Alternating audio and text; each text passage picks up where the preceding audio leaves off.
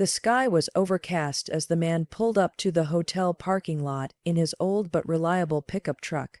The back seat held his young daughter, fast asleep, cradling a stuffed bear that had seen better days. After months of saving and planning, he had finally signed the papers that made him the legal owner of the very hotel they were about to enter. It had once belonged to his late uncle, a man of few words and many assets, and now it was his to restore or run into the ground. The man had come early and unannounced, hoping to get a feel for how things were being run before he introduced himself as the new owner.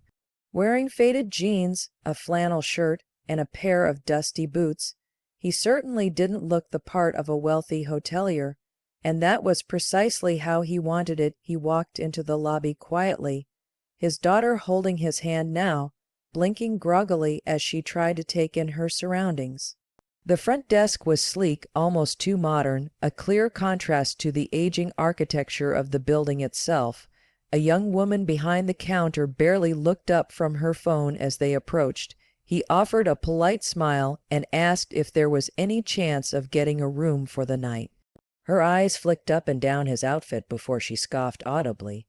"We're fully booked," she said with a forced smile, tapping her keyboard just long enough to keep up the appearance of checking. He knew that wasn't true. He'd seen the occupancy reports just the day before.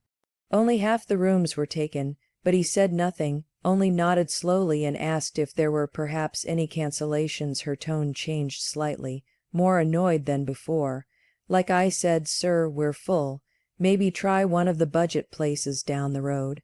She tilted her head and smirked, then returned to her phone. The man stood still for a moment, considering his next move. His daughter looked up at him, confused, and he gave her a soft smile before guiding her toward a nearby bench in the lobby. She sat quietly, clutching her bear. He watched as other guests came and went, and how the staff interacted with them. There was a clear pattern. Politeness, even warmth, was reserved for those in designer clothes or those who flashed luxury credit cards. Anyone else was met with indifference or thinly veiled contempt. He watched an elderly couple struggle with their luggage while a bellhop leaned against a wall, pretending not to see. He watched the same front desk clerk roll her eyes as a tourist asked for local dining recommendations. The general manager passed through the lobby at one point, but didn't even acknowledge him sitting there. Not one member of the staff approached to ask if he needed help or offered a glass of water for his child. The longer he sat there, the more it became clear just how deeply the culture of this hotel had rotted. It wasn't just one rude clerk. It was a pattern, a way of operating that valued image over service, profit over people. A janitor came by sweeping the floor and paused when he saw the little girl. "She okay?" he asked, nodding toward her gently. The man nodded and thanked him, and the janitor offered the girl a small wrapped candy with a kind smile before going back to his work. It was the first act of genuine kindness he'd seen since stepping inside. The man took mental notes. He remembered faces, behaviors, names on name tags. His face gave away nothing, and he didn't correct anyone's assumptions. After a while, he stood and took his daughter by the hand again. She asked if they were going to stay, and he simply said, "We'll see." He stepped out of the lobby, placed a call to the hotel's board from his truck, and arranged for a mandatory staff meeting to be held later that afternoon. Then he returned to the building, this time walking through the employee entrance like he belonged there. The shift change hadn't happened yet, which meant the same employees who had turned him away would be in attendance. He made sure his daughter was comfortably seated in the break room with juice and a coloring book before heading to the meeting room. When he entered, all eyes turned toward him with confusion. He could feel the tension in the air as they tried to piece together why the same man they'd ignored or dismissed just hours ago was now standing at the front of the room, holding a folder marked with the hotel's legal documents and ownership seal. The air in the hotel lobby was filled with a sterile coolness that matched the front desk clerk's demeanor. She glanced up again at the man, clearly unimpressed by his appearance. His jeans were worn, and his flannel shirt hung loosely over a plain white t-shirt. His boots were scuffed and dusty, and he carried no luggage other than a duffel bag slung over one shoulder, and a little girl half-asleep beside him. She had already made up her mind the moment they walked through the door. He didn't belong here. She straightened slightly as if to assert some kind of authority and gave a polite, practiced smile that didn't reach her eyes. "As I said, sir, we're at full capacity. There really isn't anything I can do." He shifted his weight slightly, meeting her gaze without irritation or anger. "You sure not even a single room for a night?" he asked again, his voice calm. She gave a small sigh, clearly annoyed at having to repeat herself. "We have no rooms, none. Our suites are booked, our doubles are full, even the economy. Level rooms are taken. There's a budget in 3 blocks down that might have vacancies," she added with a smug smile. Her eyes flicked again to the girl, whose small hand gripped her father's more tightly. The man followed her gaze and knelt slightly to reassure his daughter, brushing a strand of hair from her face. The clerk rolled her eyes and glanced at the guest list in front of her, not because she was checking for rooms, but because she wanted an excuse not to look at them anymore. A couple in expensive coats came up behind them in line, and her demeanor shifted instantly. Her smile widened, her posture straightened, and her tone became almost melodic. "Welcome back, Mr. and Mrs. Everett. Let me get you checked in right away." She glanced at the man still standing nearby and waved her hand dismissively. "If you'll excuse me, I have to take care of our guests." He didn't move. His daughter looked up at him with sleepy confusion, sensing the shift in energy. "Dad, are we not staying here?" she asked quietly, and the clerk gave a smug little smirk. "No, sweetie, you're not," she said, loud enough to hear. Before focusing back on the couple, the man took his daughter's hand and turned away, not saying a word. He walked to a chair in the far corner of the lobby and sat down, pulling her onto his lap. She rested her head on his chest while he looked around, taking in everything: the glistening marble floors, the expensive chandelier, the immaculate but cold decor. All of it was surface-level polish. What struck him more was the behavior. He watched as a bellhop pretended to be busy whenever someone less fashionable walked through the door. He noticed how the concierge offered local advice only to guests who fit a certain mold. The doorman greeted people based on their car brand. He had arrived without fanfare, without suits, and without a recognizable name, and so he had been dismissed without question. Still seated, he watched another man enter, mid-30s, dressed in business casual with a Bluetooth headset. The front desk clerk smiled brightly and asked if he needed help, offering complimentary champagne while checking his reservation. The man laughed it off and declined, but the contrast was stark. A woman with a stroller came in next, slightly frazzled, and the clerk's warmth vanished immediately. She told the woman curtly that early check-in wasn't available and pointed to a couch without looking her in the eye. The mother stood there awkwardly for a moment, then slowly turned toward the same seating area where the man and his daughter sat. Their eyes met briefly, an unspoken understanding passing between them. The man didn't move. He didn't confront anyone or announce himself. Instead, he continued watching. The lobby staff had fully returned to their rhythm now, back to filtering people through invisible layers of judgment. Every guest interaction was filtered through a lens of what someone wore, how they spoke, whether their bags were designer, whether their demeanor suggested wealth. Nothing about service felt genuine. It felt like theater, polished, rehearsed, but hollow. The clerk glanced toward him occasionally, still annoyed he hadn't left, though she didn't dare say anything else with other guests around.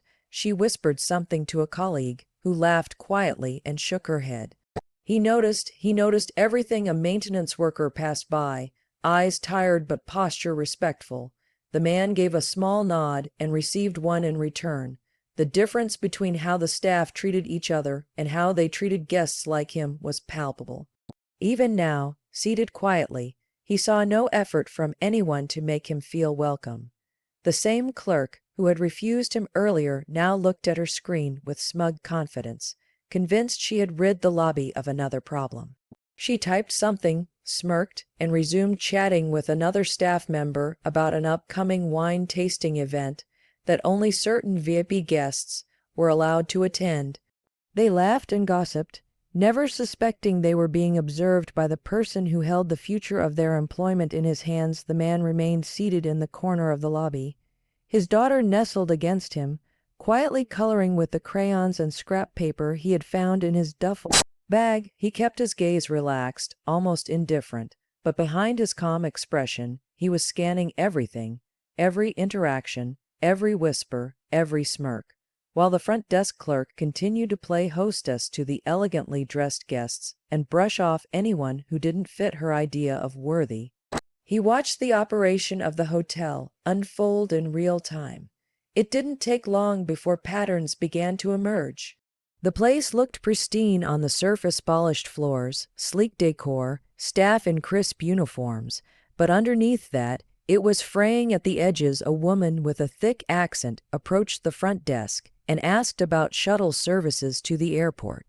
The clerk interrupted her mid-sentence, pretending to check the system before shrugging and saying the shuttle was probably already full. The woman looked confused but didn't argue, retreating quietly. Moments later, a man in a business suit asked about the same shuttle, and without hesitation, the clerk booked him a spot and even offered him a bottle of water for the ride. It wasn't just about availability, it was about who they deemed worth helping. The man in the corner took note of that too, down to the names on the staff's tags. The word service was nowhere to be found in their body language. It was gatekeeping, plain and simple. He watched as a middle-aged couple asked for help with their bags at check-in, only to be pointed vaguely toward a luggage cart and told they could grab one near the elevators. Not even a half-hearted attempt at offering assistance. Moments later, a younger guest with a luxury gym bag stepped in, and two bellhops practically raced each other to carry it for him. The man smirked slightly at the absurdity. It wasn't about capacity or effort. It was about status. Every gesture, every smile, every bit of attention was calibrated to wealth, appearances, and whether someone looked like they belonged. Those who didn't were ignored, if not openly dismissed. A tray of welcome drinks sat on a silver table near the concierge desk, presumably for new guests.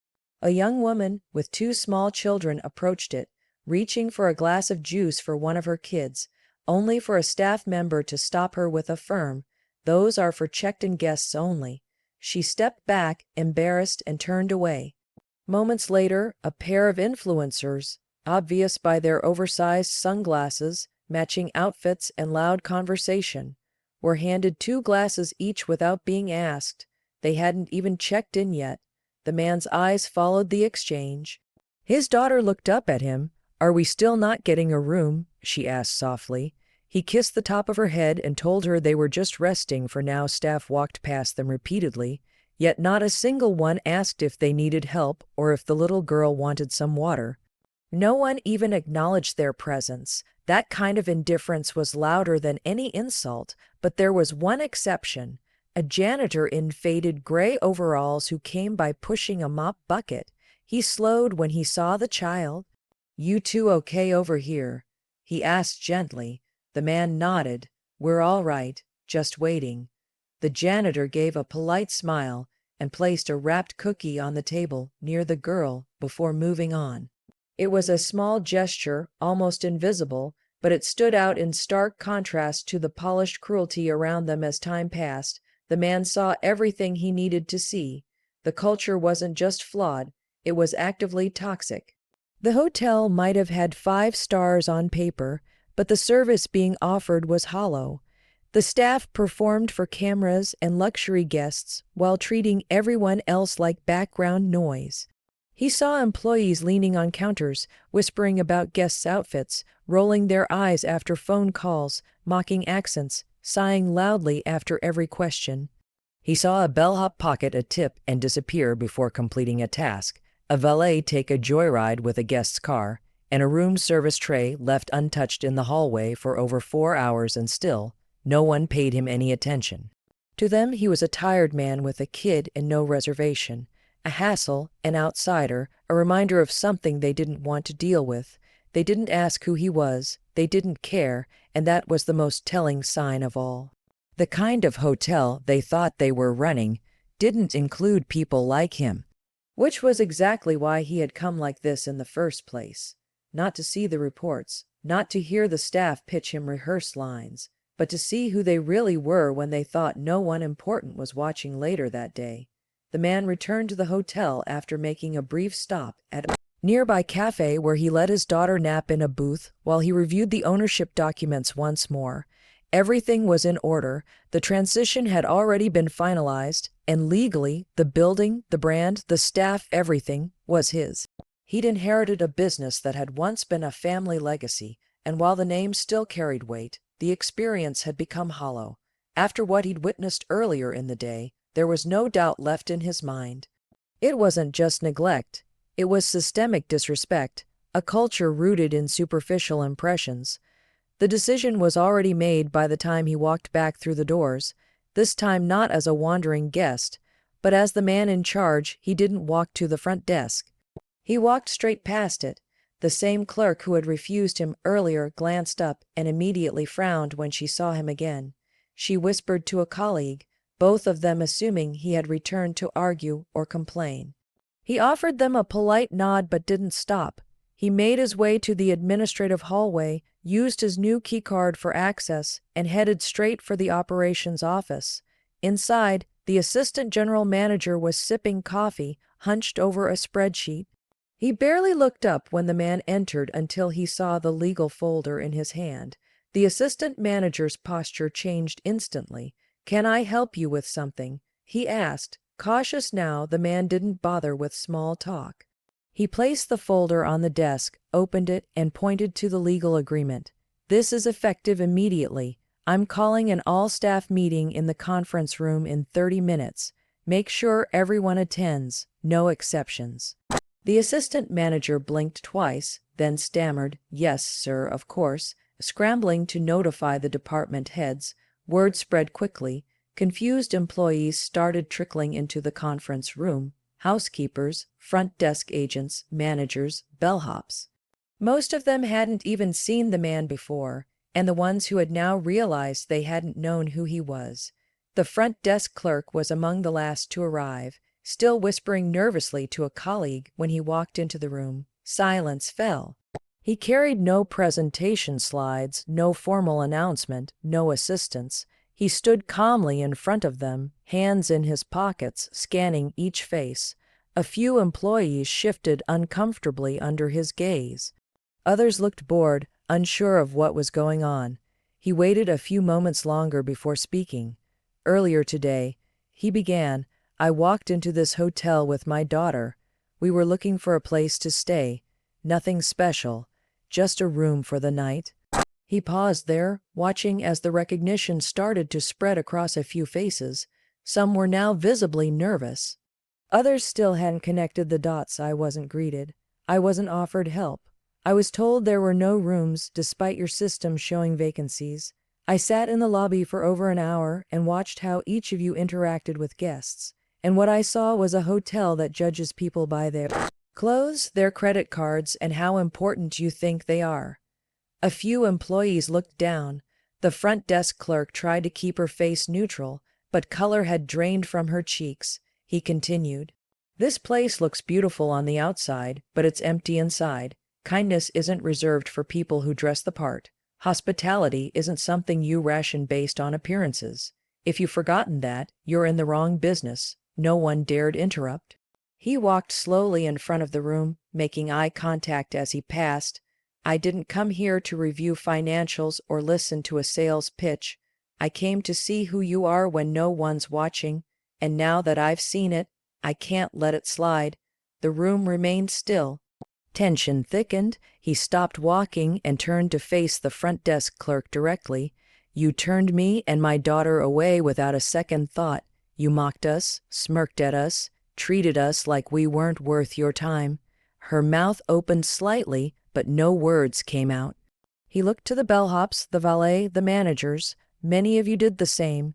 You failed the most basic test of your job, treating people like people. He stepped back slightly, giving the room space to absorb his words. Some of you did your jobs quietly, respectfully, even with compassion. I noticed that too, but for the rest of you, this isn't a warning, this isn't a lecture, this is a reset. Starting today, the culture of this hotel changes, and if you're not on board with that, you're free to leave now. In fact, a few of you won't be asked back at all. He reached into his pocket and pulled out a folded list of names. He didn't flinch, didn't hesitate, just read them out loud, one by one. The front desk clerk's name was the first on it. Gasps rippled through the room as the first name was read aloud. The front desk clerk's face froze, lips parting slightly in disbelief. She glanced around, hoping for someone to defend her, but the silence was deafening. No one moved. The man continued reading the short list, each name striking like a gavel. A bellhop who had ignored guests unless he saw a tip first. A valet who had laughed at a customer's accent. A manager who had looked the other way every time someone was treated poorly. When he finished, he folded the paper and tucked it back into his pocket. Your final checks will be mailed to your addresses on file. Security will escort you out now, he said plainly. 2 guards from the admin wing, already briefed, stepped forward. No yelling, no scenes, just stunned silence and the slow shuffle of footsteps leaving the room. The rest of the staff sat in tense, wide-eyed stillness. Some looked relieved, others looked nervous, unsure of where they stood. The man's tone didn't change as he continued. For those of you who are still here, today is a new beginning. From this moment forward, we treat every person who walks through those doors with the same respect we'd give our own families. No exceptions. If you don't know how to do that, you'll be trained. If you don't want to learn, you won't be staying. I don't care about resumes. I care about how you treat people when no one's watching. He turned toward the janitor who had approached him earlier, the one who had stopped to offer his daughter a cookie and a kind word. You, the man said, pointing gently. The janitor blinked, confused. Come here. The older man slowly stood and made his way to the front, looking uncertain. You're the only person here who made us feel human when we walked in.